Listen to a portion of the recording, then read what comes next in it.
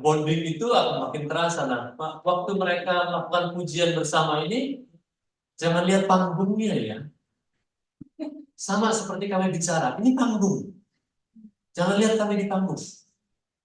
Nah, seperti mereka memuji bersama sebagai satu keluarga berlima, itu mereka lakukan hampir tiap hari. Nah, coba kasih tahu nanti akhirnya, backgroundnya, supaya yang lain bisa nyontek ya. Kita perlu saling nyontek terus, ya. Nah, waktu itu yang pertama memuji bersama anak, walaupun anaknya enggak ini cuma menang-menang enggak apa-apa. Tapi sebagai satu keluarga itu bagus sekali.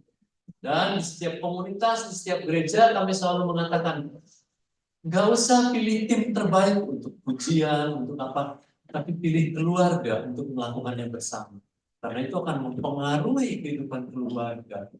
Nah, kita berprosesnya seperti mereka berlatih. Wah, ada bengok-bengoknya, ada marah-marahnya, gitu ya. Ada berantem-berantemnya. Sama, kami juga dalam mempersiapkan begitu.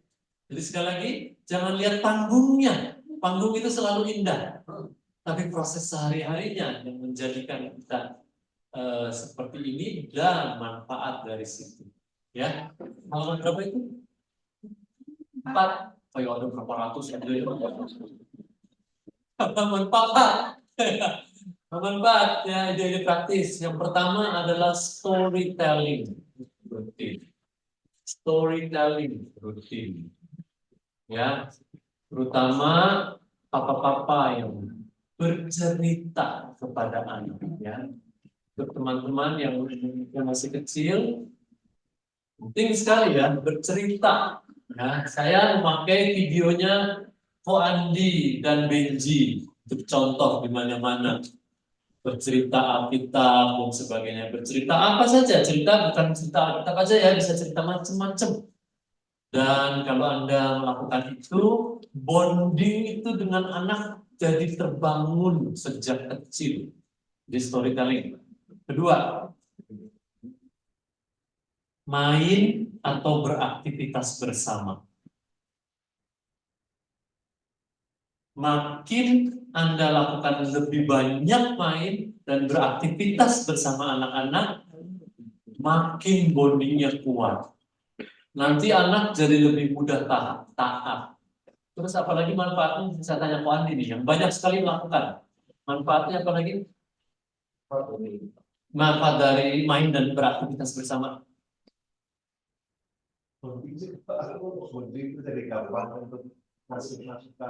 Gampang untuk kasih masukan. Mas Nugi itu banyak sekali melakukan. Apa manfaatnya main dan beraktivitas bersama?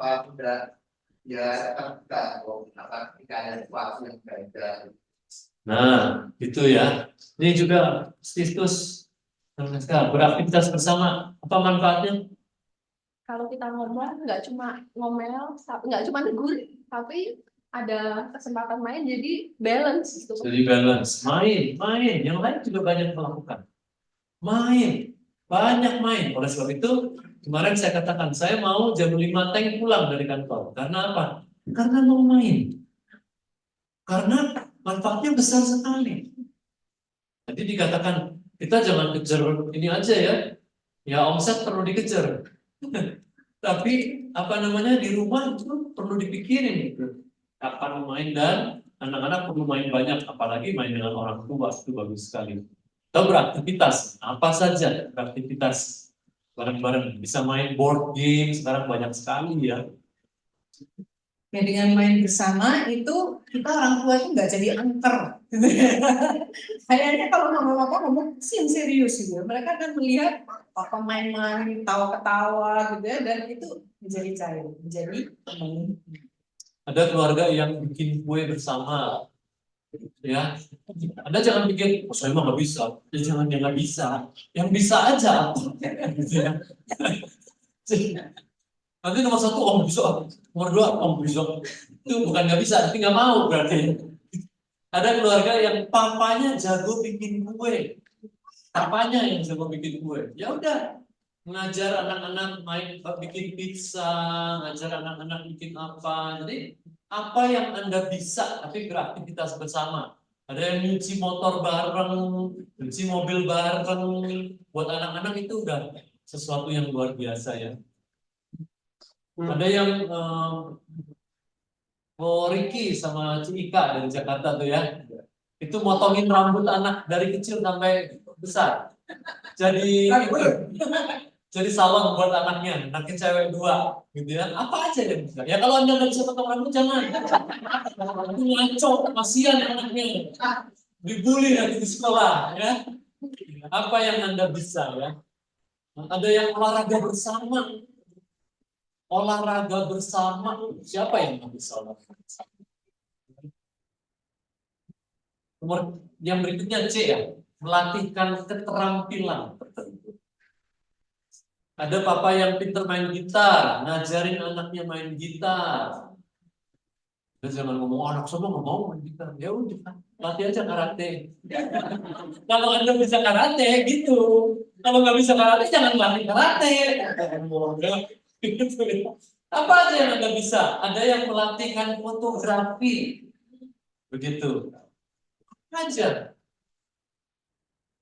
Lagi, ada yang nah, tuh kalau Koreki kan pinter bikin kue ya. Itu Chef Ricky kan, Chef Ricky. Chef maksudnya. Chef. Nanti bikin kue gitu ya. Nomor D, usahakan memiliki hobi yang sama. Hobi yang sama. Orang yang memiliki hobi yang sama akan gimana? Ngobrolnya enak, apalagi nyambung, friends club, gitu ya. Boleh terang pasang yang sesi 2 dulu. Saya kasih lihat. Jadi kalau saya, karena saya orang musik, saya nyanyi sejak kecil itu dengan anak-anak melalui musik, terutama yang cewek 2 melalui musik. Kalau dengan cowok yang 2 melalui sepak bola, melalui main pingpong, main badminton, tapi hobinya sama. Nah, terus jauh ini, nggak usah jauh, lepas aja. Jangan sebagai masuk.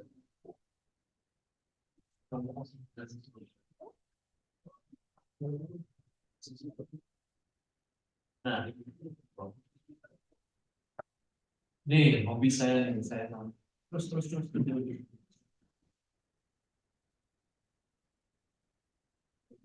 Nah ini main piano. Ya.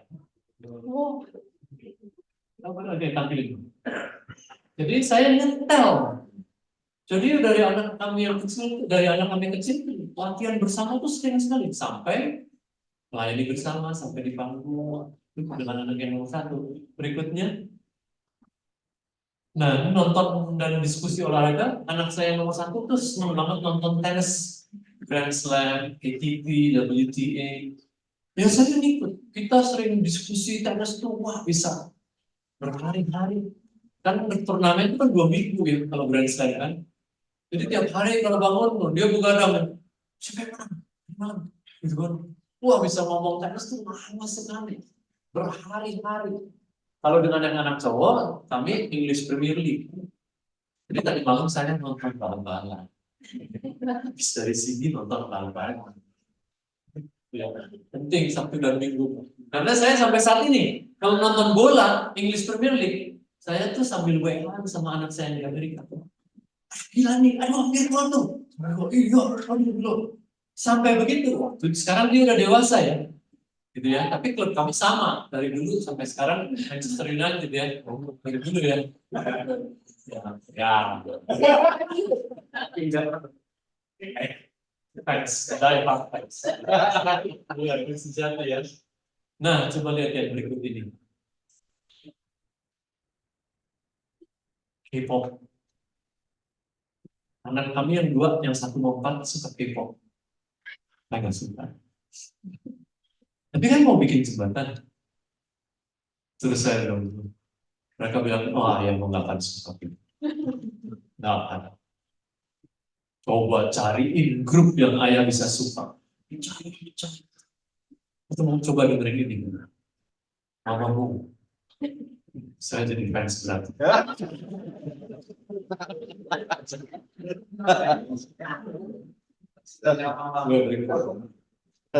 Nonton konser bareng. Waktu mamamu datang di Jakarta, ayo mau nonton nggak? Mau. Kita nonton bersama konser mamamu. Antri panjang sekali. Satpamnya kasihan, ada orang tua. Yang beli kursi. Nah, ini dulu lama ya, berjam-jam. Ya udah, buat apa saya nonton dari jam 2 siang udah siap sampai malam? Buat bonding. Kami sering sekali membahas mamamu. Lagu yang ini coba lihat, oh progresnya gini ya, oh kesannya suaranya.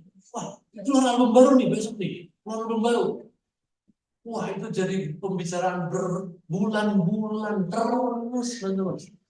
Jadi, Anda silakan cari apa yang bisa bonding, terutama dengan anak-anak mulai pra-remaja ya. Remaja. Oke, udah. Cukup, terima kasih. Yang berikutnya adalah menulis surat untuk anak-anak. Nanti Anda copy aja kali ini semuanya. Lihat contoh-contohnya. Nanti nyontek aja dari situ. Terus berikan gaya Anda sendiri. Begitu ya. Menulis surat untuk anak-anak itu juga enggak gue banget lah, enggak lah. Tapi saya belajar dari satu buku itu bisa bikin bonding yang kuat, ya udah. Coba aja. Tulis surat ke anak-anak atau waktu mereka pra-remaja, tulis surat. Ya udah deh, nanti lihat di situ aja ya. Udah cukup waktunya. Soalnya. F, one on one secara periodik, one on one atau dating deh bahasa yang gampang, dating secara periodik. Ini terutama untuk ayah-ayah ya. Dating dengan anak. Jadi kami punya jadwal dating saya dengan 4 anak itu seminggu sekali. Minggu pertama anak nomor 1, minggu kedua anak nomor 2, minggu ketiga anak nomor 3, minggu keempat anak nomor 4. Terus dating dengan istri. Punya jadwal dating. Cuma setengah jam, tapi ngobrol-ngobrol. Dan waktu dating itu nggak ada instruksi dan nggak ada koreksi. Cuma ngobrol. Jadi teman. Nomor G, mendampingi anak beraktivitas. Mendampingi anak beraktivitas. Nah, kok Andi ini paling banyak nih. Apa? Pakai apa? IG atau FB atau apa? IG apa? FB kalau pas pemilu Pemilu buat marah-marah ya. pemilu pakai FB Pak. FB-nya dia marah-marah dulu. Terus saya bilang saya WA, udah selesai ya marah-marahnya. Itu Pak. Khusus edisi pemilu ya. FB. Saya FB Pak. Lagian kalau marah-marah menang lumayan ya.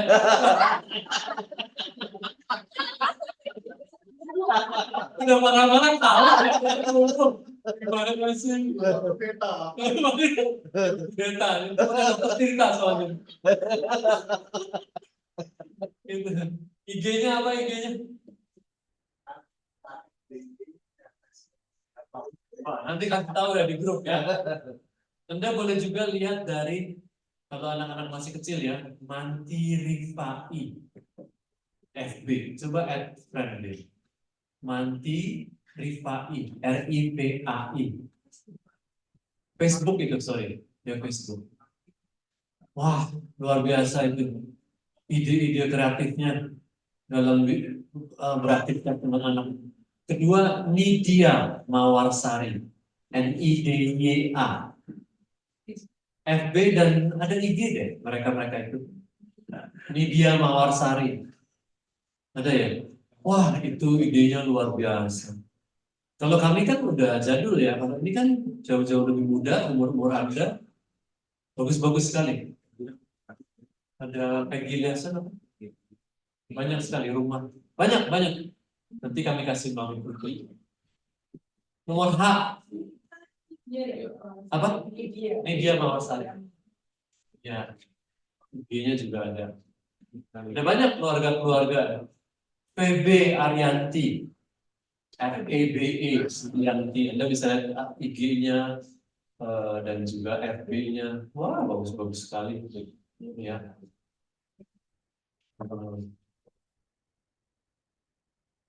Hak aktivitas bersama dalam komunitas. Ya, tadi malam waktu ngobrol-ngobrol bersama jam 9 sampai jam 10 lebih, Bu Rina sudah mengatakan aktivitas bersama seperti sahabat Kristus. Mereka waktu COVID itu bikin piknik-piknikan. Kan udah halu kan berapa tahun nggak keluar rumah kan. Jadi bikin di setiap keluarga tuh piknik-piknikan. Jadi ada keluarga yang foto pura-puranya anaknya jadi counter di penerbangan, terus ngecekin papanya gitu ya, pakai baju buat ke Bali, terus bikin di kamarnya bikin ini jadi apalah, jadi kamar hotel, jadi camping gitu. Jadi tiap keluarga bikin begitu, terus foto, terus kumpulin di grup gitu. Wah, seru buat anak-anak, seru banget. Jadi komunitas ini sudah retret juga bisa bikin aktivitas apapun, tapi bersama. Waktu anak-anak lihat, oh keluarga itu juga bikin, oh dia bikin, oh teman aku yang kan mereka main-main sendiri. Oh teman aku juga begini nih bikinnya, wah itu seru sekali. Dia yang bergaul dengan teman anak-anak. Nah, Anda bisa mulai di tempat seperti ini, kenal dengan teman anak-anak, ngobrol dengan teman anak. Sehingga kalau bercerita dengan anak, terus bisa ngobrolin tentang temannya. Dia pasti semangat sekali ngobrolin tentang temannya. Nah, kami lakukan itu sejak anak-anak kecil sampai sekarang.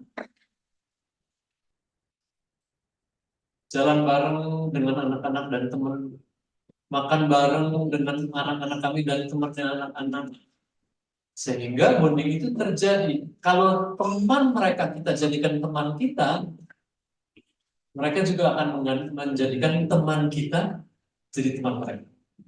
Suka ngobrolin, misalnya, oh itu ya, Om Pepep itu ya, lucu ya, dia andeca-andeci ya, bora-bora bori ya, bora-bora gitu ya. Segitu kan, kemarin tuh perlu penting sekali tuh kita gila-gilaan bersama.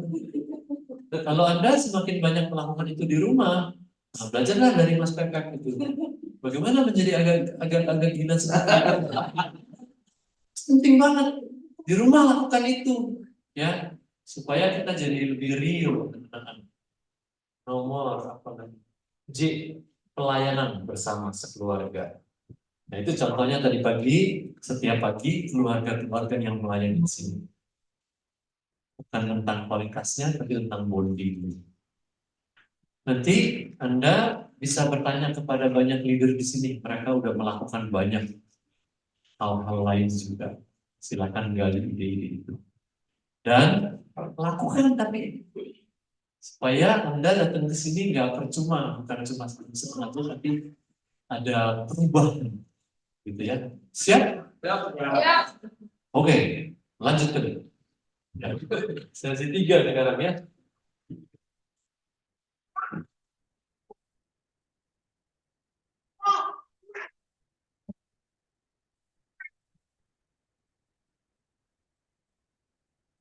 Kita akan bicara ini, komunikasikan hidup Anda secara terbuka, berani membuka dialog, pola komunikasi dewasa. Ya, kalau sempat nanti ya, kalau sempat ya, nggak janji ya. Oke, 1 Petrus 3:15 kita baca bersama-sama. Ya, tetapi kuduskan Kristus di dalam diri sebagai kita. Dan siap sedialah pada segala waktu untuk memberi pertanggung jawab kepada tiap-tiap orang kita dalam menjawabkan dari kamu dan menghadapkan kepada Tuhan. Tapi haruslah dengan lemah lembut dan hormat. Haruslah dengan lemah lembut dan hormat. Tentunya ini konteks berbeda ya. Paulus sedang berkata kalau orang bertanya apapun, siap memberi pertanggung jawab. Tantangan-tantangan mau banyak pertanyaan dari orang-orang. Kita siap memberi pertanggung jawab, tapi dengan lemah lembut dan hormat. Nah, di dalam konteks parenting, terutama post, anak kita bisa bertanya hal-hal yang mengagetkan kita. Tadi malam ya, Kur sama Magda cerita kan, mau jantungan dia mendapat pertanyaan dari anak ini, nggak apa-apa. Kami juga mengalami banyak seperti itu. Kita akan tak kaki-kaki, kata orang-orang lalu bilang tak kaki-kakinya, nah, ya kan, gitu ya. Tapi kita siap memberi pertanggungjawaban, tapi harus dengan lemah lembut dan hormat kepada anak-anak kita yang menyampaikan pertanyaan-pertanyaan yang wah nyeleneh, ya itu menjadi dasar kita ya. Nah, komunikasinya daripada secara terbuka. Pertama, ceritakan banyak kegagalan dan kebodohan.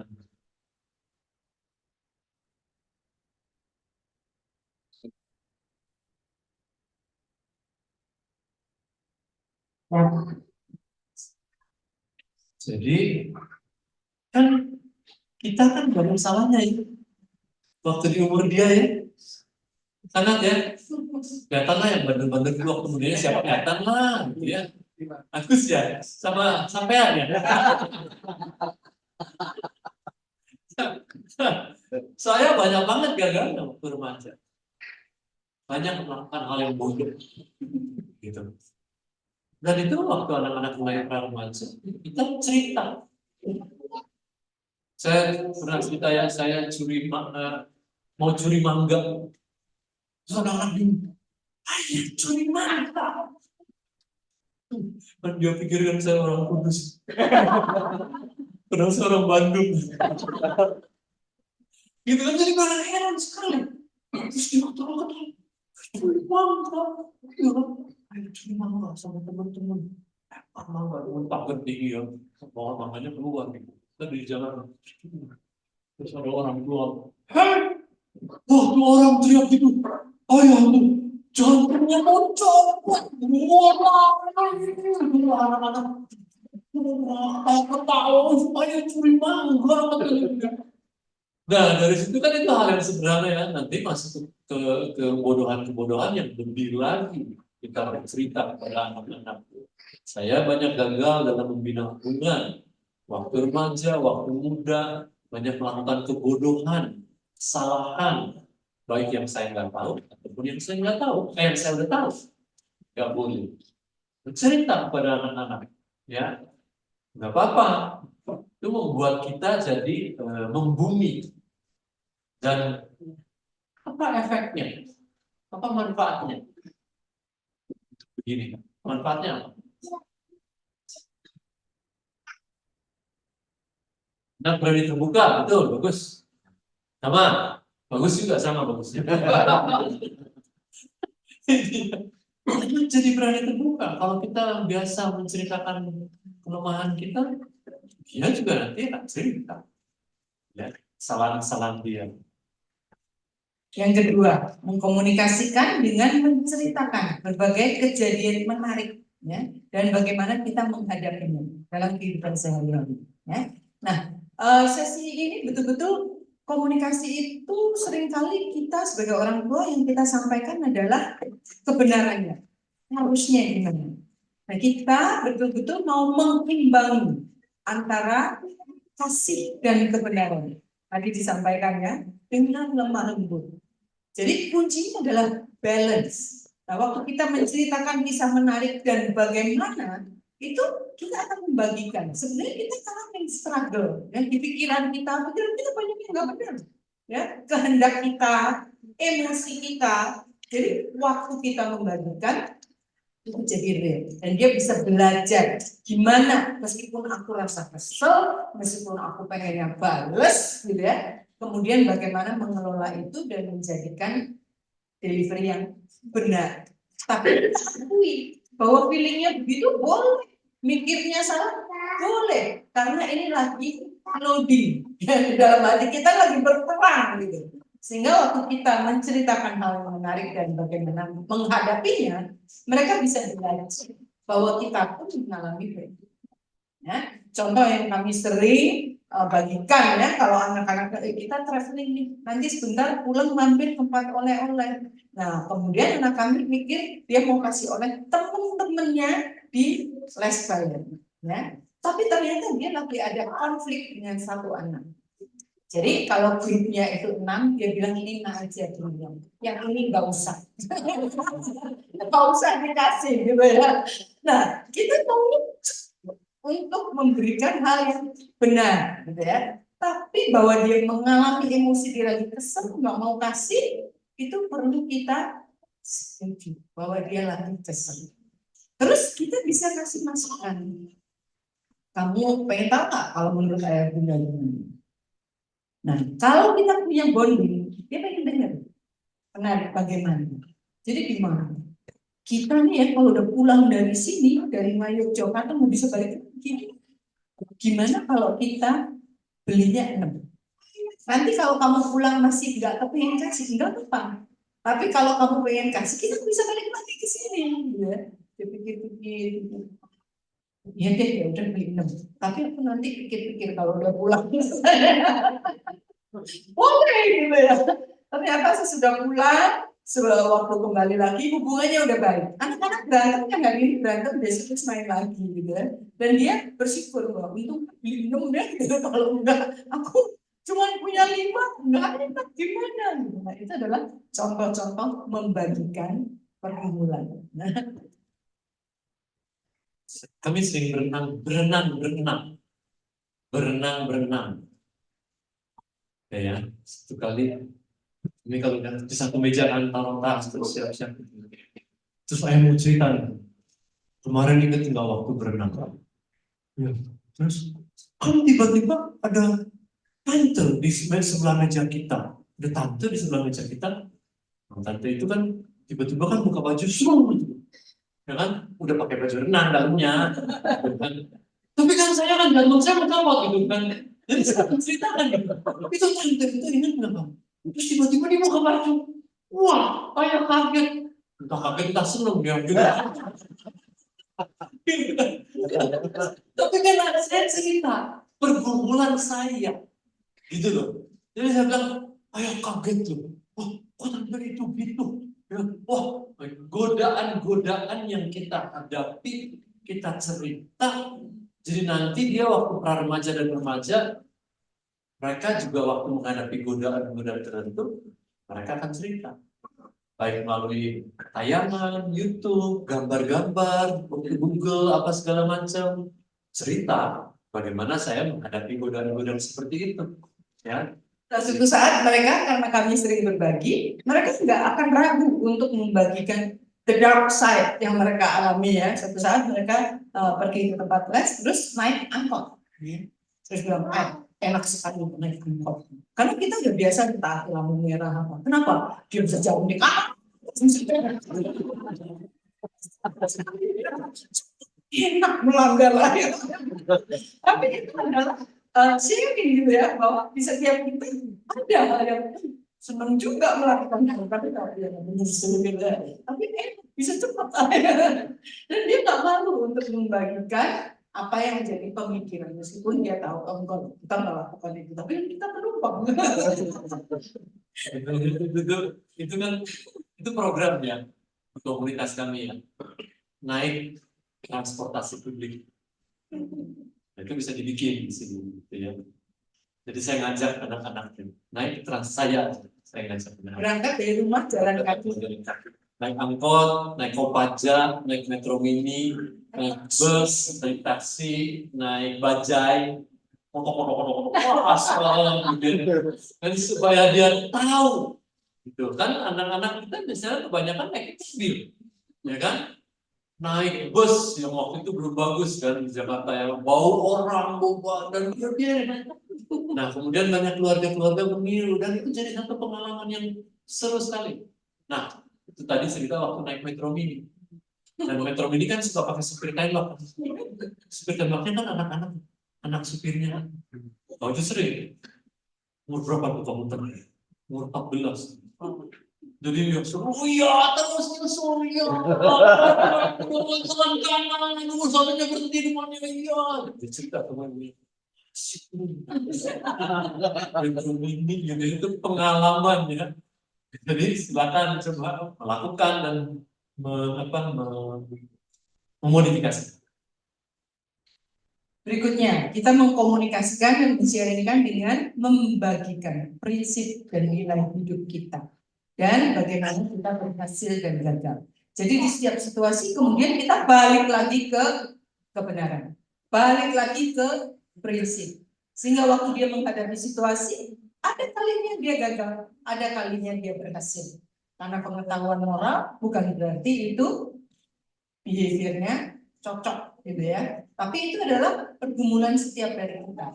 Dan kita berharap dengan pertolongan Roh Kudus lebih banyak berhasilnya waktu kita menghadapi situasi, prinsip yang sudah kita tanamkan di dalam hati nurani mereka bekerja mengingatkan dan mereka memilih setiap situasi untuk apakah mau menjadi anak terang ataukah mau saat dulu ya.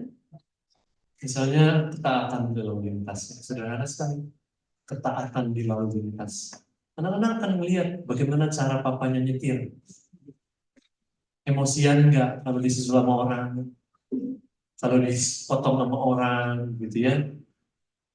Bagaimana taat nggak di lampu merah, gitu ya, dan sebagainya. Kita juga bisa mengkomunikasikan hidup kita secara terbuka dengan membagikan pergumulan. Tadi ya, bisa contohkan dari hal melihat di tempat publik atau tekanan yang sedang kita hadapi. Sehingga dengan demikian mereka juga suatu saat akan berani untuk membagikan tekanan atau pergumulan. Apakah itu dari game, ataukah itu dari remaja-remaja, dari kelompok mereka akan bisa membagikan apa yang menjadi tekanan mereka saat ini, temptation-nya apa. Dan kalau hubungan dan pola ini terbangun, mereka mungkin suatu saat akan berani dan betul-betul bisa teks kalau mereka lagi tergoda. Ayo, aku lagi tempted nih, gitu ya. Apakah di laptopnya atau apa yang mereka sedang hadapi. Di dalam bisnis kita selalu mengalami turun naikin. Cerita sama anak-anak kalau udah remaja bisa diceritakan dan diajak berdoa. Nanti mereka akan tanya gimana perkembangannya, gimana, dan itu jadi bonding bersama-sama. Nah, ini yang lebih berat sekarang. C. Berani membuka dialog yang mendalam soal worldview. C.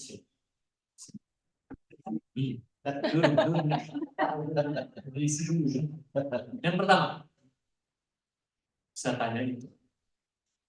Posmo misalnya, posmo. Orang jadi banyak kembali lagi ke teori Darwin, evolusi Darwin. Apakah kamu percaya bahwa alam semesta yang diciptakan Allah? B.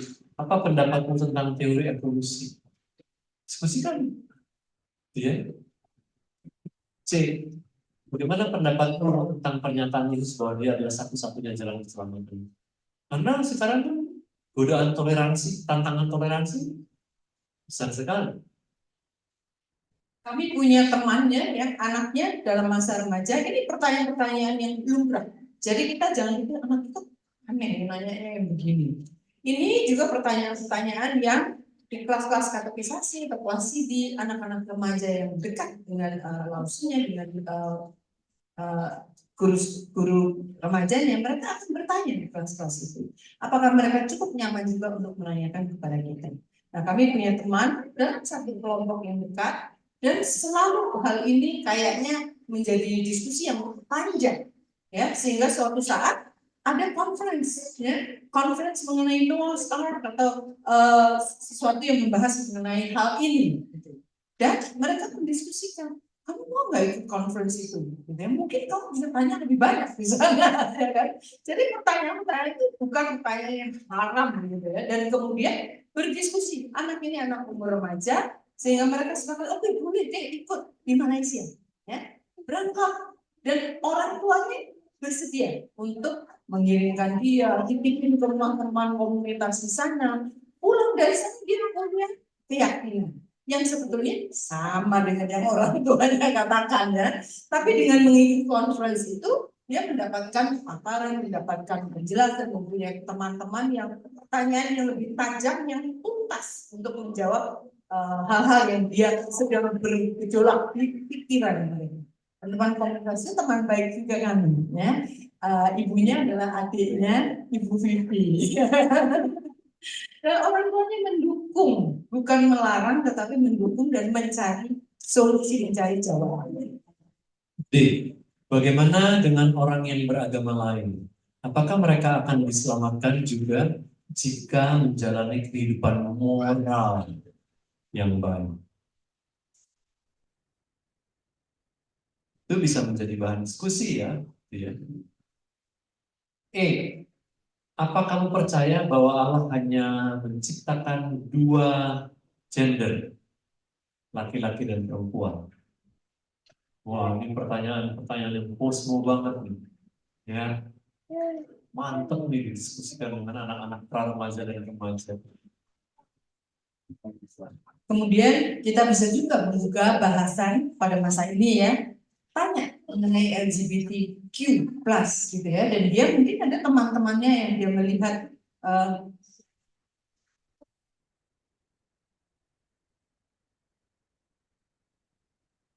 ya, dan menanyakan pendapat mereka gitu ya, apa pendapat mereka tentang LGBTQ plus.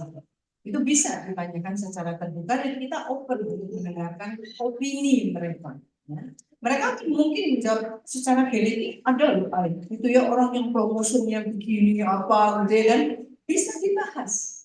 Mungkin secara genetik di kejatuhan dunia ada hal-hal yang secara fisik ada kecenderungan. Tetapi bagaimana kita menyikapinya dan bisa berdiskusi secara berindividu. Oke. Apa kamu percaya bahwa pernikahan itu kesatuan antara satu orang laki-laki dan seorang perempuan? Ini daftar ini bisa didiskusikan dalam setahun ya, zaman tiap hari diskusi.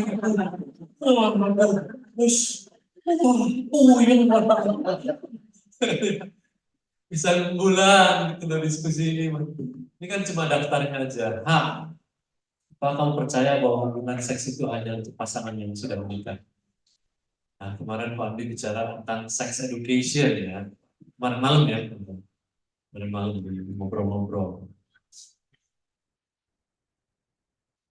Bagaimana pendapatmu tentang kampanye seks aman bagi kaum remaja yang masih lajang? Sekarang banyak diomongin, gitu loh. Kalau kita nggak berani buka omongan di rumah, ya dia akan ngobrol di luar dan informasinya nggak sesuai dengan fondasi yang dan nilai-nilai yang kita berikan.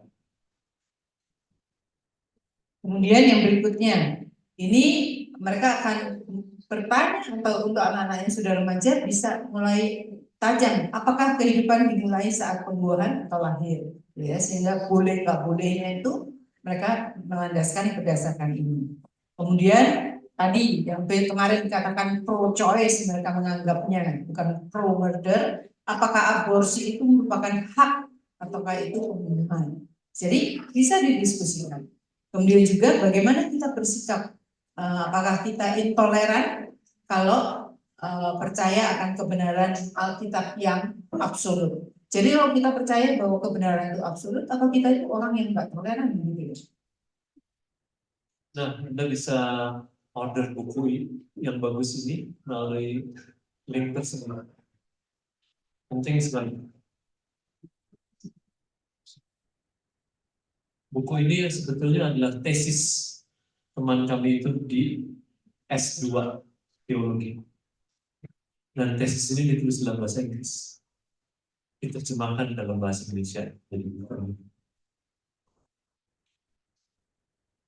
satu dua pertanyaan? Ya, boleh tolong kasih mic-nya di sana? Gak ada mic kan?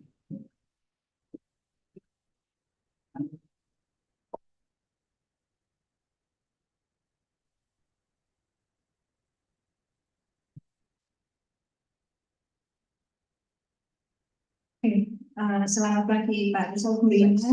Saya Stefani Sebetulnya saya ponakan yang tadi pasangan yang motong rambut di rumah waktu pandemi. Iya, iya, gitu. Saya mau tanya, ini sebenarnya belum terjadi sama anak saya. Jadi pertanyaan-pertanyaan yang random ini belum terjadi, tapi menurut saya akan keluar karena kebetulan keluarga dari suami saya itu ada ipar saya itu yang awalnya berbeda keyakinan. Kemudian karena menikah dengan ipar saya, akhirnya ditemukan di gereja. Kemudian ada juga ipar saya yang ternyata memiliki riwayat dari perceraian dan membawa anak. Jadi kejadiannya pernikahan ini ketika anak saya sudah masuk usia TK. Dan itu karena membawa 2 anak, berarti kan dia harus menerima 2 sepupu tambahannya. Nah, pertanyaan saya sebetulnya kapan kira-kira kalau kita mau memulai dialog ini tepat bagi anak saya? Anak saya kan sekarang usianya 6 menuju 7 tahun. Dan yang kedua baru mau masuk usia 2 tahun. Kemudian bagaimana cara membukanya? Indikator yang paling sederhana kapan membahasnya adalah waktu anak kita punya pertanyaan. Ya.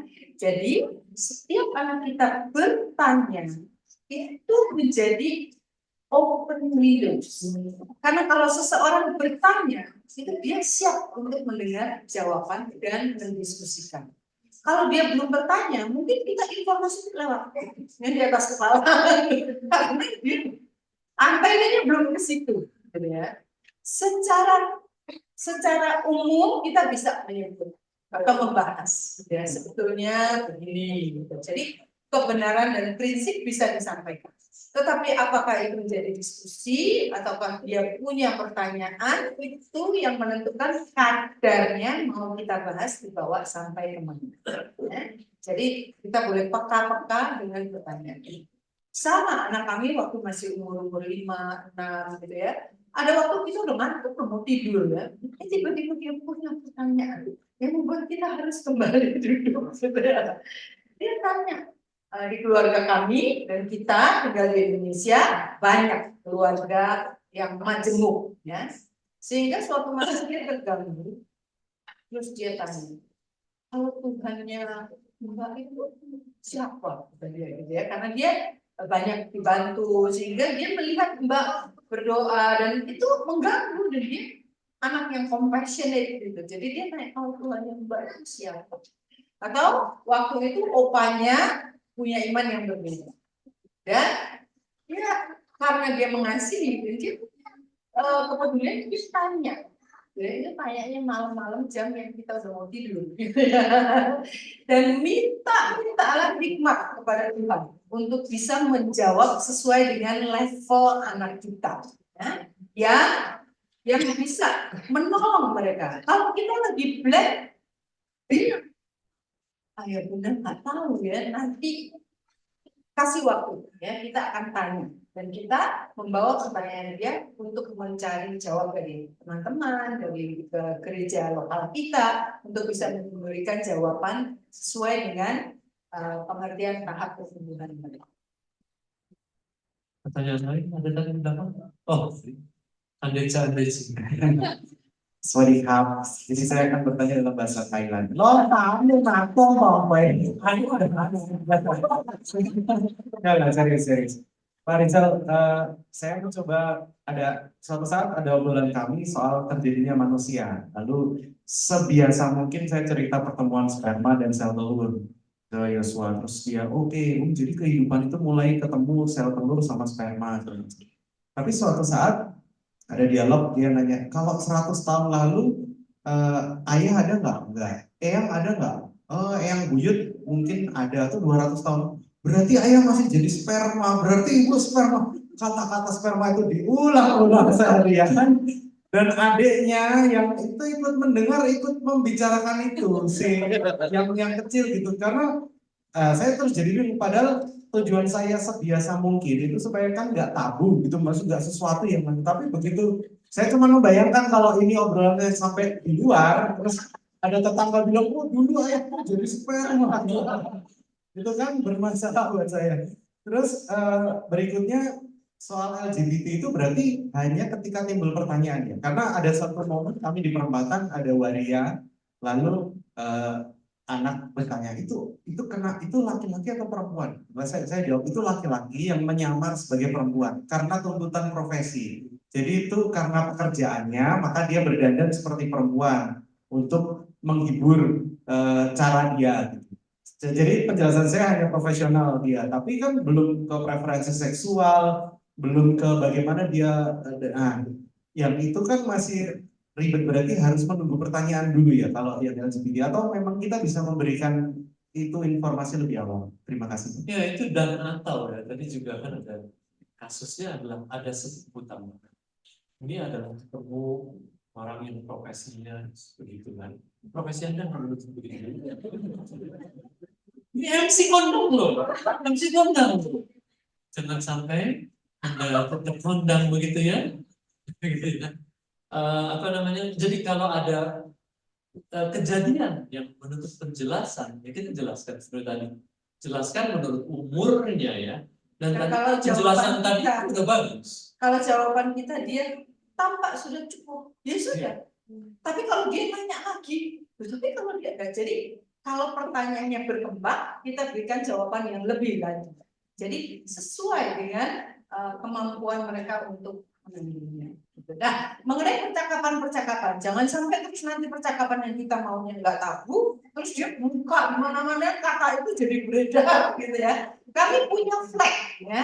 Di rumah anak-anak kami dalam pergaulan dengan teman-teman maupun dengan sepupunya kalau diajak hal yang nggak benar atau apa, mereka cukup nyaman untuk bertanya dan kita mendiskusikannya, tapi kayak kita kasih flag percakapan ini hanya untuk keluarga inti ya. Nah, jadi mereka bisa share, tapi ini keluarga inti ya. Baik, jangan bilang lagi sama kakak adik nanti sepupu-sepupu semua tahu gitu ya. Jadi waktu kita memberi flag bahwa ini percakapan keluarga ini, mereka bisa yakin yang kita omongin ini nggak keluar ya. Demikian juga waktu kita menyampaikan, mereka bisa menyimpan di dalam keluarga ini. Karena apa? Karena ini sesuai kedewasaan. Ini bukan hal yang dibicarakan dengan umur yang rentang umur yang terbuka.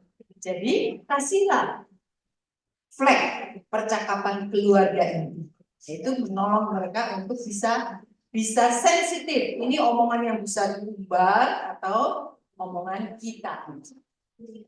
Seorang parents ya, yang bijaksana menghadapi pertanyaan yang sulit sekali dan jauh di atas seluruh anak ini. Jadi orang tua ini, kamu coba angkat kopernya lebih gede. Pertanyaan itu seperti koper. Nanti satu saat papi akan jelaskan. Terlalu besar. Jadi kadang-kadang kalau ada pertanyaan yang begitu, orang tua ini menggunakan kalimat itu. Nah ini, itu seperti koper yang mati. Ya, dari penjelasan yang singkat seperti itu cukup seperti itu saja, gitu ya. Kok ini nggak ada tanda-tanda zaman dari tadi? Saya tunggu ini berapa menit lagi? Oh 20 menit, mau jadi berapa zaman sekarang? Saya udah takut nih. Jadi jamnya tadi saya mundurin Pak, diam-diam. Aman Pak Nisa. Zaman masih jauh ya. Ada pertanyaan lagi? Oh ya, ada pertanyaan. Selamat pagi.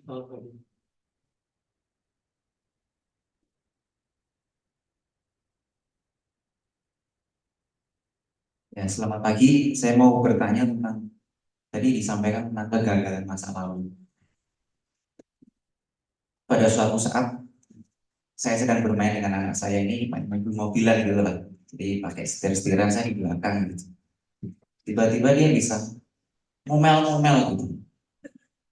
Itu mobilnya ini gitu. Terus saya ingat, itu ternyata saya. Waktu saya nyetir bareng keluarga itu, kadang refleks ya, kita pas nyetir ada mobil nggak tahu kurang gitu, langsung melonong gitu, nggak pakai sen. Ternyata tuh ditiru gitu. pertanyaannya kadang saya malu gitu. Anak saya kayak cermin buat saya gitu.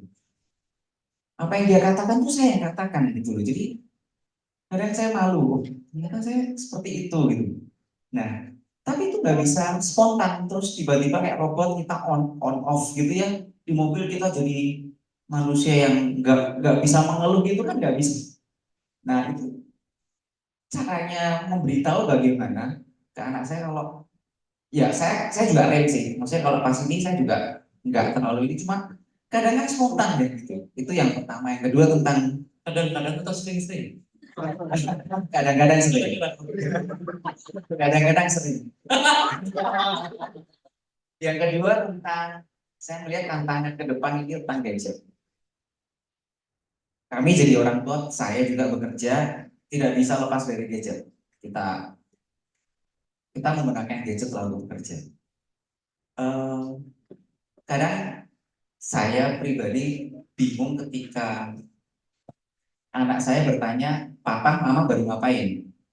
Saya bisa katakan itu bekerja, tapi kita tahu itu bekerja gitu. Tetapi mungkin anak saya masih belum tahu bekerja itu apa, itu ngapain itu apa. Saya sendiri saya batasi anak saya untuk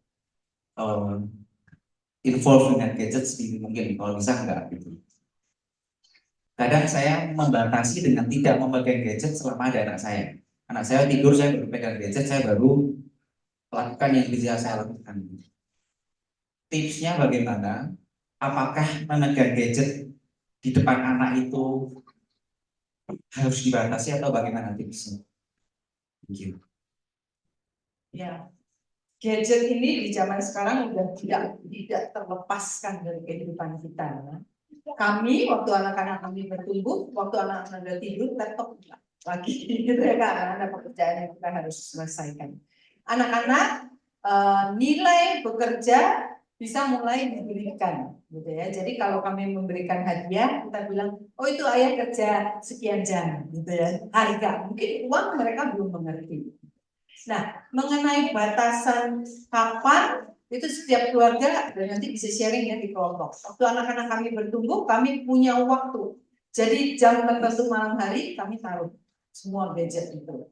Dan kami taruh di kotak plastik warna orange sehingga anak kami yang sanguin memberi label the law of the orange box. Jadi kami melakukannya dengan fun tapi anak-anak itu kreatif gitu ya. Dan kalau kita ketawa-ketawa kita bisa sepakat mengenai hal itu. Nah, kalau mengenai seringkali ya kita itu menggunakan ini yang menurut kita produktif ya. Tapi kalau kita lihat anak kita pegang gadget, kita selalu judge itu cuma main-main gitu. Nah, contoh-contoh tadi kegiatan bersama yang produktif. Semua teknologi dan media itu hanya alat. Nah, apakah kita menggunakan secara produktif? Ada banyak keluarga yang posting hal yang baik, yang bisa memberkati orang lain, atau kita jadi konsumen. Ya, kita cuma slide, terus ternyata 2 jam cuma lihat yang nggak jelas, apa yang dilihat nggak tahu, ternyata udah sejam 2 jam. Nah, kalau kita melakukan sesuatu, maka kita akan pakai tools itu sebagai alat yang produktif.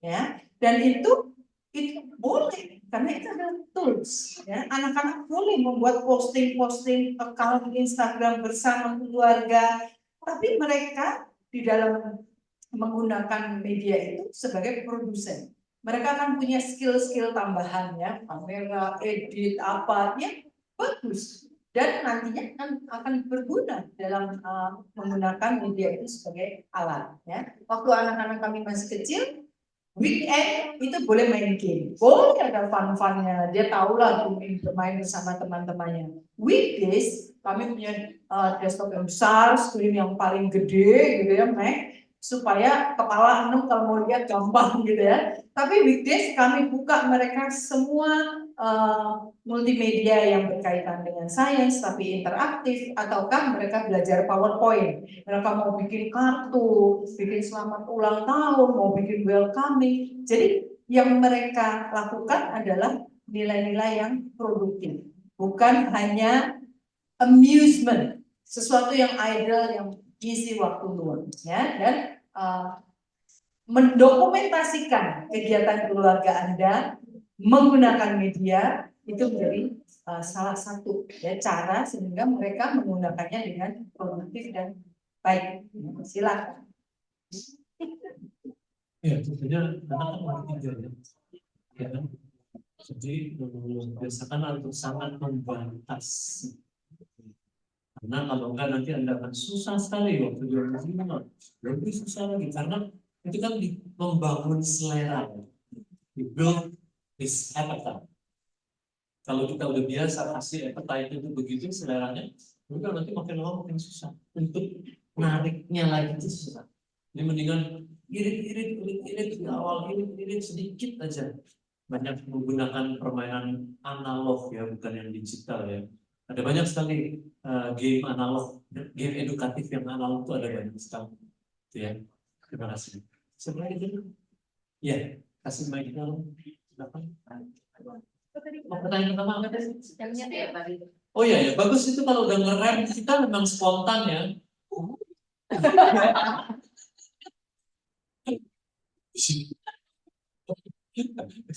Kita memang spontan dalam spontanitas kita melakukan hal-hal yang salah. Ya udah, terus cerita aja. Yang tadi itu apa salah loh? Lagi nggak waras. Nggak waras cerita aja sama anak kayak gitu. Jadi itu sebetulnya bagus nggak enggak gitu ya. Jadi ngerti. Tapi dia juga ngerti bahwa kita orang tuanya juga melakukan kesalahan-kesalahan. Cuma kita berani juga cerita, berani juga terbuka. Tadi salah, bukan yang benar. Kamu gak usah niru ya. Kamu lebih bagus dari papa mestinya gitu. Tapi kadang besoknya kan kita ceplosan gitu. Nah itu berarti sering, bukan kadang. Besoknya.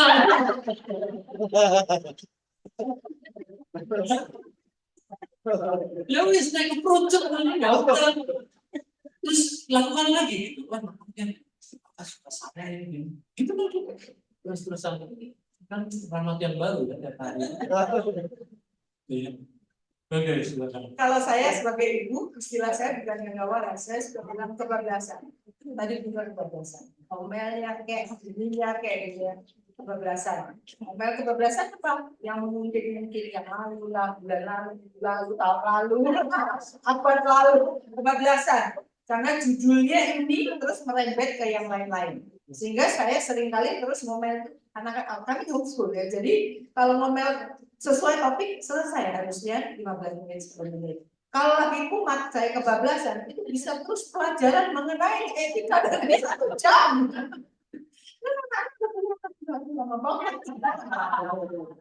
Jadi saya akan sering-sering tadi dengan kebablasan.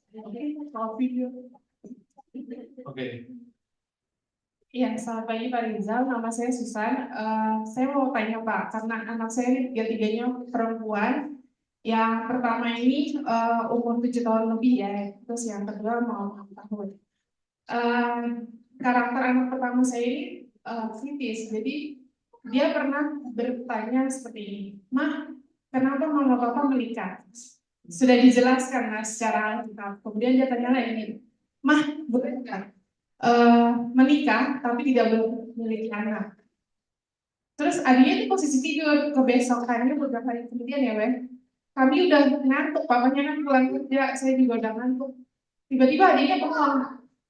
Terus dia melihat ke dinding, ngajakin berdiskusi lagi. Nah, boleh nggak punya anak tapi nggak nikah? Terus, ya nggak boleh lah Dik. Terus habis itu dia tanya lagi, Mah, kita wanita harus nikah ya?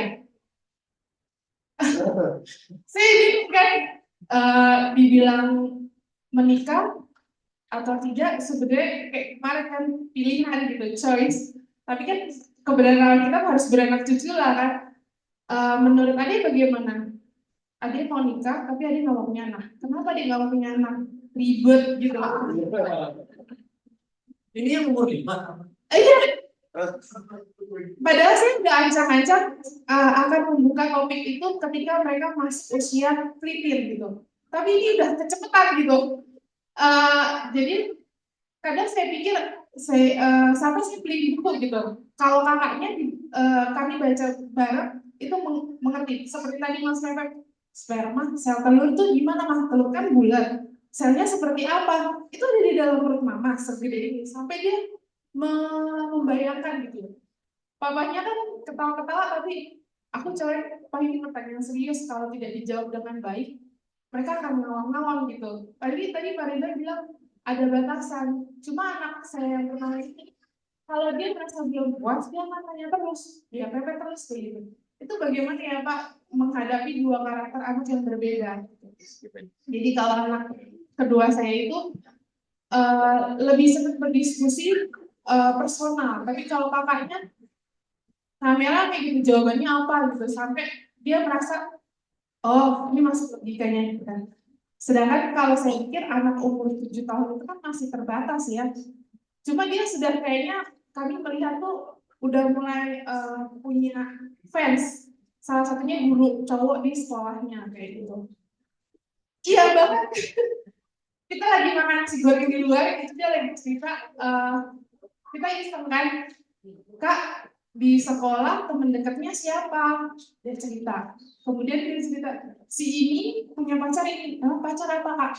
Itu lo berdua kayak mama papa. Gimana maksudnya?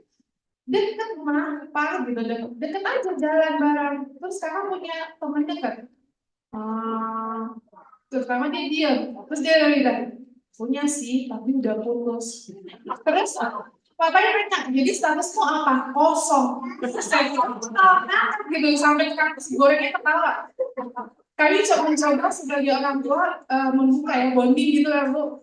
Jadi itu bukan hal tabu untuk dibicarakan. Nah, pertanyaannya adalah bagaimana menolong kami sebagai orang tua supaya di dalam bonding itu mereka dapat jawaban tepat dengan kondisi yang semua kayak gini gitu, semua serba choice gitu. Terima kasih. Bapak ya melihat anak SD sekarang kalau ngomong pacaran gitu. Nah, ada pertanyaan-pertanyaan itu mesti minta hikmat dari Tuhan ya. Karena pertanyaan-pertanyaan ini pertanyaan spontan, ada yang serius, ada yang belum waktunya. Nah, bagaimana menjawabnya itu betul-betul perlu. Dan kita nggak bisa langsung kalau tanya ini kita jawab ini. Kalau ini harus begini, gitu ya. Setiap saat. Tetapi yang pasti benar adalah waktu anak-anak kita tanya itu adalah open windows. Mereka sedang mengundang kita untuk masuk ke dalam hati mereka. Jadi jangan ditutup. Itu yang penting. Kalau jawaban kita salah, itu pun kita bisa, oh waktu itu mama salah, mama nggak ngerti, gitu ya. Dan kapan kita memberikan jawaban ini terlalu berat, setiap keluarga Tuhan akan memberikan hikmat. Ya, karena pertanyaan anak-anak kita dan tahap perkembangannya kita orang tua masing-masing yang tahu anak kita. Ya, nah anak-anak kami waktu kecil begitu, dia bilang aku mau nanti kalau besar aku mau tinggal sama ayah bunda aja. Terus gitu kan anak-anaknya bingung sama orang tuanya. Ya sudah, wah sedang kita bareng-bareng terus. Nanti itu akan lewat, ya akan bukan bermaksud kita nggak ambil sesuai ucapan mereka. Kan mereka masih ucapan anak-anak, ya. Jadi kalau mereka bilang aku suka sama ini, sekarang kosong, dan kita bisa membahas ketertarikan.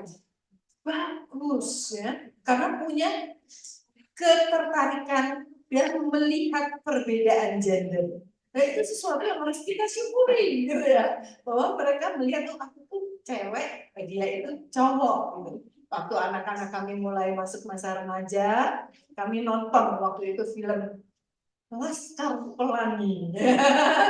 Terus waktu dia pesan kapur lagi, terus keluar dari dunia tangan yang paling indah di dunia, ya. Terus ada bunga-bunga jatuh. Sehingga kalau dia menunjukkan ketertarikan, dia berani sharing. Dan kita berani sharing juga. Dulu ya, waktu ayah lihat. Ada om di komunitas yang kita di kelompok kecil kita sharing. Kapan kita lihat dan mulai tertarik? Ya, ada om yang bilang suatu saat dia lihat temennya pulang naik mobil terus dia naik becak, nengok ke belakang dada-dada. Waktu itu dia lihat, aku anak itu cantik sekali. Nah, anak-anak umur 5 bisa bilang, tante ini cantik. Buat dia cantik itu yang rambutnya panjang ternyata, ya. Terus anak yang kita bilang, tiba-tiba dia itu sadar gitu bahwa dia berbeda. Dan itu kita bahas bahwa itu kamu nanti akan jadi mama, jadi gini, tunggu itu dari sedemikian ya. Jadi jawaban nggak ada satu fix for all. Tapi kita betul-betul dari waktu ke waktu bergantung pada Tuhan dan Tuhan akan memberikan ya, jawaban-jawaban mana yang kita stop di level ini, jawaban mana yang perlu, jawaban yang lebih lagi. Jadi jawaban itu tidak selalu harus as per definition. Sebenarnya mengenai nikah ini kan mau lima. Nanti aku mau nikah tapi nggak mau punya anak. Itu kan mau lima ya. Nah, ngapain diskusi mengenai pernikahan? Mungkin dia baru lihat mama repot ngurusin baby gitu kan, jadi mama simple Esther. Jadi waktu bilang kenapa nggak punya anak ribet, bagus sekali. Kamu bisa tolong supaya mama gali. Soal itunya, bukan soal nggak menikahnya. Bisa nggak tolong supaya mama nggak ribet, papa nggak ribet. Gimana ya caranya? Dia bisa ya pakai ilmu yang namanya ngeles sologi lah. Gimana ngeles? Tanda-tanda zaman? Nggak ada tanda-tanda zaman. Ada tanda zaman yang terjadi akhir zaman sudah dekat. Oh, mana tuh? Wah, zaman anugerah. Terakhir tadi.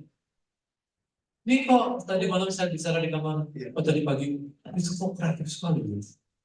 Oh Yesus tuh pun pakai rantai dua, cuma dua,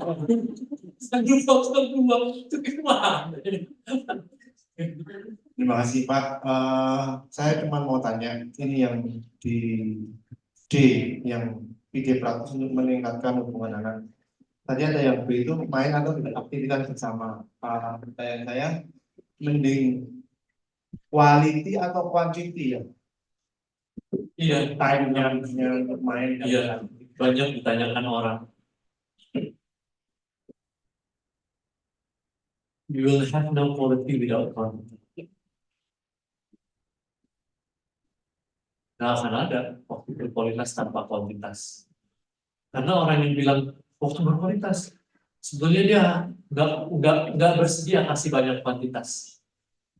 Tapi kualitas itu akan makin naik kalau kuantitas itu kita kasih. Kita nggak mungkin bersahabat dengan orang nggak ngobrolan terus tiba-tiba kalau ketemu, wah berkualitas banget, lagi aja gitu. Nggak mungkin. Sama dengan pasangan juga gitu, nggak mungkin berkualitas terus. Pokoknya kita hanya sedikit banget ngobrol, tapi berkualitas sekali. Wah, baik mana itu. Jadi pertama, kalau kuantitas kita terus kasih, kualitasnya juga akan makin naik.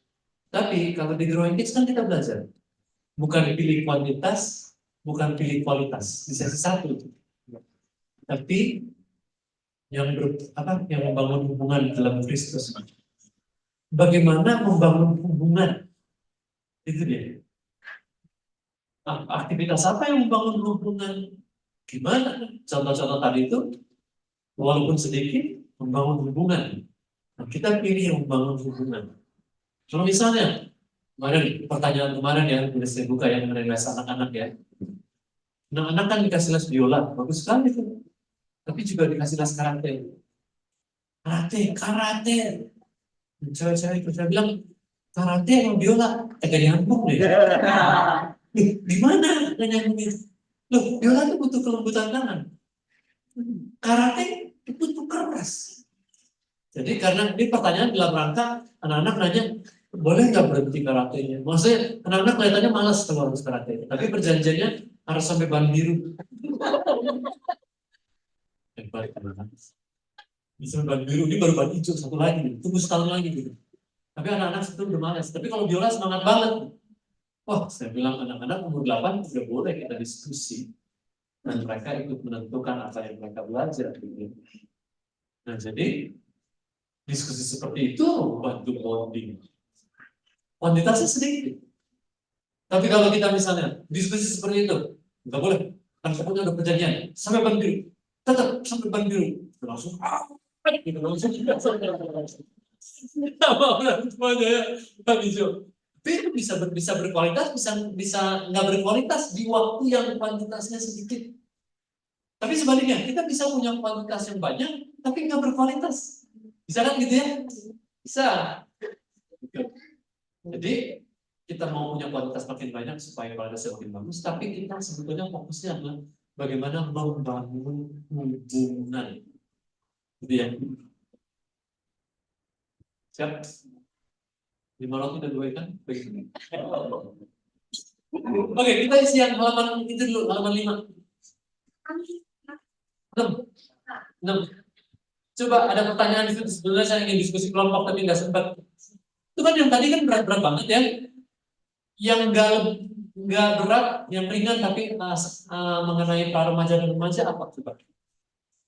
Ada yang ditanya mulai sekitar 6-7 belakang itu ada anaknya dan mulai tidak mau itu modelnya karena kalau dia kelihatannya cantik, kelihatannya bagus.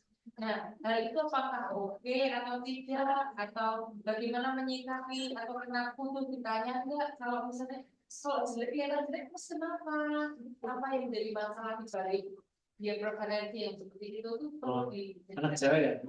Anak pertama ya? anak Kedua. Ya, sekarang dengan media, anak-anak punya preferensi style lebih cepat, ya. Modelnya dia suka yang imut-imut gitu, atau model casual gombrong-gombrong, punya style itu lebih cepat. Di zaman dulu itu nggak seperti itu, gitu ya. Nah, anak-anak umur mulai pra-remaja akan mulai meninggalkan dan nggak suka dibeliin itu normal. Ya, atau dia mulai ininya dibilangin bosan ini yang childish ya, dan dia mulai meninggalkan yang stiker mulai dikasih apa ya, atau dia mulai kalau ketemu komunitas nggak suka main yang bayu-bayu, main yang game-game, dia mulai deket-deket yang agak besar terus ngopi-ngopi, ngobrol-ngobrol gitu ya, sehingga teman kok sendiri mau diajakin main apa gitu. Itu adalah masa transisi. Nah, kalau dia mulai punya preferensi boleh anak umur 8 gitu ya, sebagai remaja. Tetapi yang penting prinsipnya adalah modest, sopan.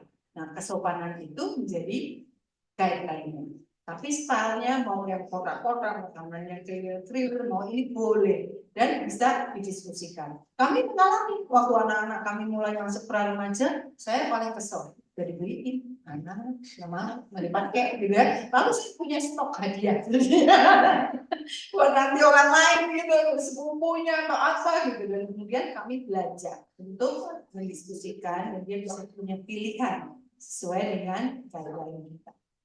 Jadi Kalau yang itu kan terutama supaya dia kelihatan cantik dan kalau pilihannya bagus, sopan bagus. matching colornya. Kalau dia mau pilih yang terbuka supaya, nah itu kita mesti lebih jaga begitu ya. Nah, kalau kepedulian terhadap penampilan itu bisa didiskusikan. Berlebihan, kita mesti menanamkan tentang nilai-nilai diri dalam Tuhan. Itu ya, itu yang mesti kita bicarakan berarti. Karena kita nggak mau anak remaja dan remaja kita berlebihan gitu, dalam memperhatikan supaya diperhatikan orang lain, supaya dibilang cantik, supaya dibilang cakep dan ganteng, dan Anda sebagai orang tua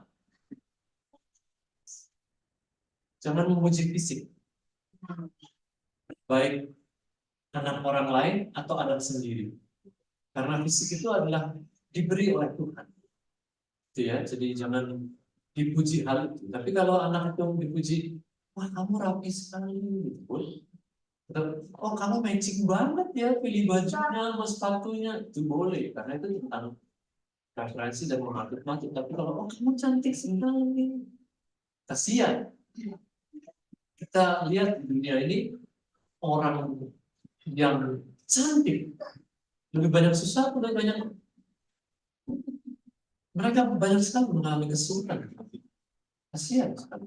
Orang yang ganteng itu mengalami banyak kesulitan, seperti orang-orang public figure itu gak gampang sekali jadi orang seperti mereka. Jadi Kita walaupun anak kita cantik atau ganteng, kita nggak memuji fisiknya sama sekali. Oke, hal apa lain yang didiskusikan? Yang lebih ringan daripada yang tadi? Iya. Apa?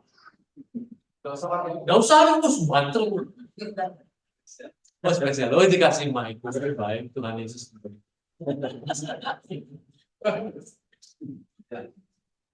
Ya, terima kasih. Saya perwakilan Dr. Tirta. Ini pertanyaan yang C ini kan udah Ini saya minta jawaban itu loh. Kok pertanyaan? Mau tanya? ya Oh, tanya tuh. untuk yang berani membuka dialog dalam menjawab soal ini kan dari A sampai L ini kan kelihatannya kan agak susah-susah. Betul. Apakah ada semacam handbook itu? Maksudnya, oh ini coba baca buku ini untuk menjawab pertanyaan-pertanyaan ini. Karena kan ini masih satu bulan lagi ketemu biasa. Ya. Terima kasih. Terima kasih. Handbooknya nggak ada. Oke, pada zaman dulu sekarang. Oke, nggak ada handbook. Anda tapi bisa browse loh di YouTube. Bukan itu. Bisa Google. Bahasa Inggris biasanya lebih banyak jawaban-jawaban seperti itu. Saya suka menggali yang jawaban-jawaban psikolog dan psikologi, tapi juga menggali lewat yang biblical. Selalu dikasih judulnya browse yang biblical, mengenai biblical answer to apa gitu, biblical opinion about apa gitu. Itu pasti banyak sekali. Dan sebelum Anda ketemu 1 bulan, terus share aja, saya dapat gini jawabannya. Itu jadi bank soalnya yang bisa dibikin nantinya jadi handphone. Jadi lebih kaya kita sebagai satu komunitas. Terima kasih. Terima kasih. Oke, pertanyaan ya belum, nggak sempat nanti. Yang itu belum, mundur sedikit. Jadi yang ini dulu yang atas. Apa pertanyaan diskusi yang ringan selain yang berat-berat tadi apa? Yang lebih ringan untuk para remaja dan remaja. Apa? Pacaran. Betul, pacaran. Penting sekali didiskusikan jauh sebelum waktunya. Jangan baru bahas waktu anak-anak umur 17. Dia udah punya pendapat sendiri, jadi bahas waktu anak umur 8, 9, 10. Tentunya 8-12 beda ya pembahasannya. Tapi kalau seperti anak tanya tadi, itu kita bersedia ngobrol soal itu, soal pacaran. Walaupun pertanyaan anak umur 9 dan 10 tentunya beda dengan anak umur 15. Tapi kita boleh ngobrol soal itu. Nah, kami waktu anak-anak umur 8, 9, 10, umur remaja membahas ya, karena mereka punya ketertarikan. Tadi ya kita nonton film Laskar Pelangi bareng dan lain sebagainya. Nah, Parisa menanamkan prinsip. Kalau ada orang ya yang suka atau dia lihat-lihatin gitu, itu artinya dia berkenalan ya. Oke. Terus nanti dia sekolah kalau remaja terus dia lihat, kalau aku di sini dia muter ke sana. Oh, dia kesana loh, dia mau kenalan gitu ya. Nah, terus kemudian kami membahas kalau ada orang kayaknya dia suka ngajakin ngobrol atau apa, itu kalau ada orang terus nembak gitu ya, sekarang kan paham misalnya nembak, kamu bilang sama ayah gitu ya. Jadi prinsip kalau dia ngasih bilang, karena iya nanti kan kalau ini jadi family gitu, pemikirannya jauh, padahal ya ucapan anak-anak ini kan jadi family, jadi mesti kasih tahu. Suatu saat kami berenang nih dengan anak-anak. Terus ada anak lain, anak yang lebih kecil, teman adiknya gitu, dia bilang, Cici kamu cantik ya, aku mau jadi pacar dia. Omongan anak-anak gitu ya. Tapi respon si anak kami yang nomor 3 ini, yang adiknya yang ngobrol sama dia, Cici kamu cantik, aku mau jadi pacar dia. Bilang, oh iya kamu jadi pacar dia, kamu bilang aja sama papaku. Prinsip itu masuk. Jadi sebab saya bilang jauh anak-anak jauh. Kalau ada yang mau pacaran sama kamu, dia mesti dapat izin dari ayah. Dari kecil. Jadi diperkenalkan. Kenapa? Karena ayah dikasih tugas sama Tuhan untuk proteksi kamu. Jadi ayah yang mesti. Dan sampai besar itu mereka jadi lakukan. Minta izin. Ini ada apa? Kalian Minta semua izin sama orang tua, minta izin sama boleh enggak? Satu kali anak kami waktu mahasiswa, dia naksir anak Korea. Saya bilang, you ask her father. Oke, tanya. Nggak boleh.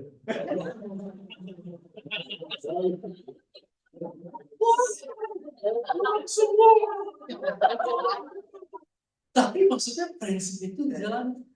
Dan waktu prinsip itu nggak dijalankan, hal-hal yang nggak bagus terjadi. Juga di keluarga kami. Kemudian di komunitas kecil kami bikin ini tabulasi ya. Ini kayak nama peserta ini ya, kami tulis. Nama Om Andi, Tante Ika, terus Om Nugi, Tante Tari, daftar peserta ya. Terus di komunitas kecil kami kasih mereka. Coba kamu tanya ya, kota asal Om Andi, kota asal Tante Ika. Kapan ketemunya ya? Terus kapan mulai serius pacaran? Terus kapan menikah? Wah, semangat nih. Isi sampai. Anak-anak. Anak-anak terus kemudian survei mereka kita kasih boleh. Sesudah itu kita bahas. Coba kita lihat ya. Mereka lihat, wah, dari kota ini asam di gunung, garam di laut. Bisa lihat wawasannya langsung luas bahwa yang Tuhan akan pertemukan belum di sisi ini gitu ya saat ini. Lagi somewhere out there gitu ya. Sehingga pemahaman itu membuat mereka tenang gitu ya. Enggak tahu bisa aja nih dari mana ketemu di mana. Terus melihat ketemunya umur sebuah waktu kuliah ya. Enggak ada yang cepat gitu. Jadi itu membuat mereka tenang gitu ya. Lalu umur menikah, umur serius itu, dan mereka betul-betul paham. Dan itu bukan dari korban kita, ya, tapi dari tadi komunitas, survei, mereka senang, ya, dan itu membuat mereka paham. Kemudian kami juga membahas, kalian akan tertarik? Ya. Tapi prinsip kamu ada, prinsip yang kami sampaikan adalah group setting. Jadi jangan yang kayak tadi berdua-berdua gitu. Group setting, kenalan. Teman-temannya tahu kita suka seperti tahu, tapi kita berkegiatan dalam group setting. Kalau group setting, kita bisa melihat respon dia secara alami. Kalau lagi jutek di mana, kalau lagi galak di mana ya, kalau lagi ada masalah bagaimana dia merespon. Karena kalau lagi dua-duaan pasti kita lagi showcase ya, lagi Valentine-Valentinean, nggak melihat yang real. Dan jadi 3 prinsip itu menjadi panduan dan anak-anak bisa tenang. Oh itu namanya gitu ya. Kalau tertarik ya wis diuji aja. Ya. Jadi soal pacaran, soal boys and girls Ya. itu penting dibahas. Dan secara praktis kami bagikan the do's and the don'ts. Ya. The do's and the don'ts, jangan kasih-kasih, jangan terima-terima yang dari si ini untuk si itu. Kalau memberi dari keluarga ini untuk keluarga itu. Jadi ada batasan-batasan boundaries yang sopan santun. Ya. Jadi prinsipnya kami bagikan simpel. Kamu lakukan ke semua enggak? Apakah dia kamu istimewa? Kalau kamu lakukan ke semua, kalau enggak, jangan. Zaman sudah berakhir. Akhir selamat. Belum. Oke. Baik, terima kasih. Rekan-rekan semua, saatnya kita coffee break 10 menit saja, ambil snacknya, lalu dimakan di sini, dan setelah itu nanti kita akan rencana 11:30 kita udah selesai dari ruangan ini, untuk kita semua check out, dan kesempatan untuk mengganti baju anak. Jadi nanti kita masih lanjut sesi 4 setelah ini. Setelah itu teman-teman silahkan mengganti baju anak dan juga check out, barang-barang dikumpulkan di aula atau langsung masuk mobil. Setelah itu kita akan ada sesi penutup di sini. Setelah itu selesai. Itu gitu. Yuk silahkan ambil coffee breaknya, sambil duduk, sambil minum, nanti sambil sesi, sambil mengerjakan. Yang penting tidak bolak-balik. Jadi satu momen untuk bisa mengambil satu reel untuk isi bensin. Silakan. Gimana? Outboundnya sekarang posisi anak-anak ada yang udah mulai basah. Jadi untuk ganti karena mereka basah. Nah itu. Yang kinestetik pasti sudah lebih basah dari yang lainnya. kumpul di oh jadi abis ini sesi 4 nanti akan diumumkan lagi setelah itu.